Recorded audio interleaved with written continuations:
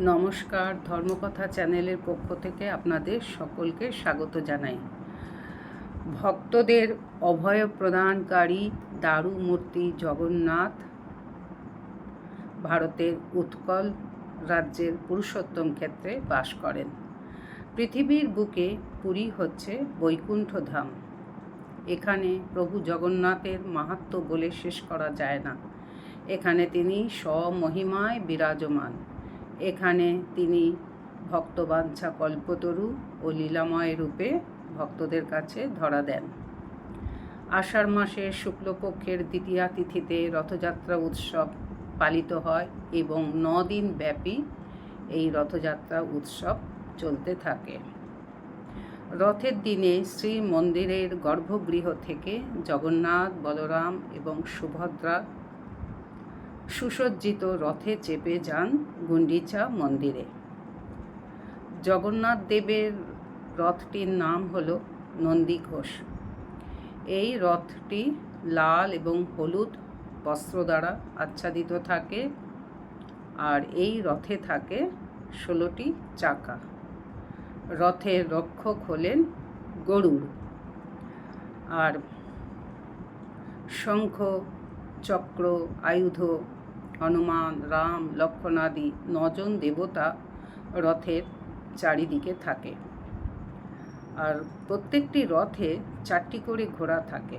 নন্দীঘোষ রথের যে 4টি ঘোড়া তাদের নাম হল শঙ্খ, বলাহক, শ্বেত এবং হরিদাস্য।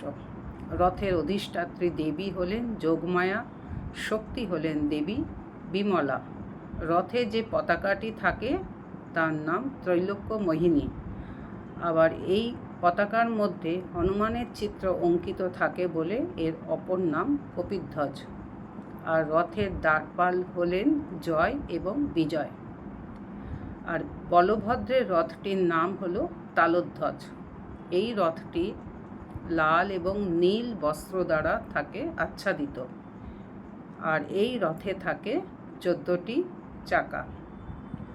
আর রথের যে সারথি তার নাম দারুক। আর রথের যে রক্ষক সে হলো শেষনাগ। আর রথের যে 4টি ঘোড়া থাকে তাদের নাম হলো ঋক, সাম, যজু, অথর্ব। আর সহদেবতা হলেন গণেশ, কার্তিক আর মহাদেব।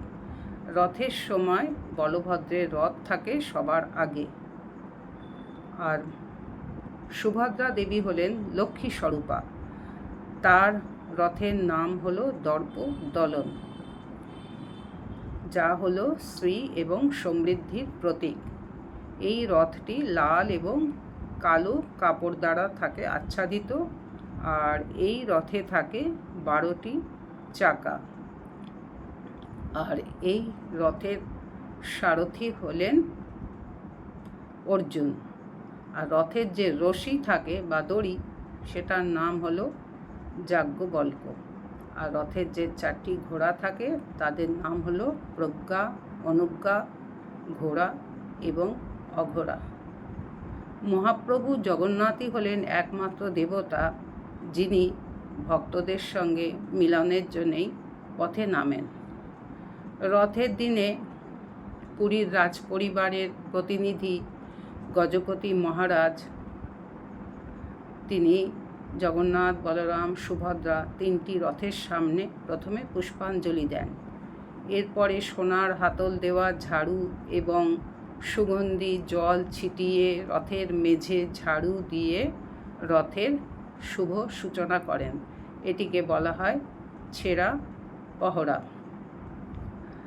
রথের এই যে ঝাড়ু দেন তিনি, এর মাধ্যমে ধনী দরিদ্র, উচ্চ নিচের ভেদাভেদ দূর হয়। আর শ্রমের মর্যাদার কথাও ঘোষিত হয়। পুরীর রাজা নত মস্তকে রথের মেঝে ঝাড়ু দিয়ে প্রভুর কাছে তার শ্রদ্ধা জ্ঞাপন করেন। রথের দিনে লক্ষ লক্ষ মানুষেরা জয় জগন্নাথ বলে রথের রশিতে টান দেন আর সকলেই হরিনাম সংকীর্তনে মেতে ওঠেন।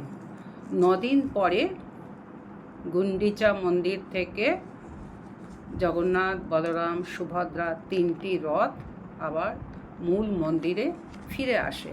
এটিকে বলা হয় বাহুড়া যাত্রা। যেসব মানুষেরা জন্মসূত্রে সনাতনী হিন্দু ধর্মাবলম্বী না হওয়ার কারণে মূল মন্দিরের গর্ভগৃহে প্রবেশের অধিকার পান না, তারা এই সময়ে দারুব্রহ্ম 3টিকে মানে জগন্নাথ, বলরাম, সুভদ্রার রথ 3টিকে দর্শনের সুযোগ পান। খ্রিস্টান, মুসলমান, জাতি ধর্ম নির্বিশেষে সকলেই এই সময় রথে অধিষ্ঠিত 3টি মূর্তিকে দর্শন করতে পারেন। আর রথে অধিষ্ঠিত বা উপবিষ্ট জগন্নাথ হলেন বামনরূপী বিষ্ণু। আর রথে অধিষ্ঠিত প্রভু জগন্নাথকে দর্শন করলে শত শত জন্মের পাপ নাশ হয়, মানুষের আর পুনর্জন্ম হয় না। তালধ্বজ রথের বলভদ্রকে দর্শন করলে জীবনের নানা বাধা বিঘ্ন দূর হয়। দর্পদলন রথের দেবী সুভদ্রাকে দর্শন করলে রোগ মুক্তি ঘটে, দারিদ্র্য মুক্তি ঘটে, অর্থকামী মানুষের অর্থপ্রাপ্তি হয়। আমাদের পশ্চিমবঙ্গের শ্রীরামপুরের মাহেশের রথ, মেদিনীপুরের মহিষাদলের রথ, গুপ্তিপাড়া আর মায়াপুর এবং কলকাতার ইস্কনের রথ হচ্ছে প্রসিদ্ধ। অত্যন্ত উৎসাহের সঙ্গে এই রথযাত্রা উৎসব পালিত হয়। রথের রশিতে টান দেওয়া অত্যন্ত পুণ্যের কাজ। এই সময় চারিদিকে মেলা বসে যায়, বিভিন্ন ধরনের খাবারের স্টল, বাচ্চাদের খেলনার দোকান, হস্তশিল্পের মেলা দেখা যায়। আমাদের দেশের ছোট ছোট বাচ্চারা রথ সাজিয়ে রথ টানে, এটাও একটা দীর্ঘদিনের ঐতিহ্য। আর এই রথের সময় রথযাত্রা উৎসবের মাধ্যমে সমাজে সম্প্রীতি, ঐক্য, আনন্দ এবং ধর্মীয় চেতনার বার্তা ঘোষিত হয়।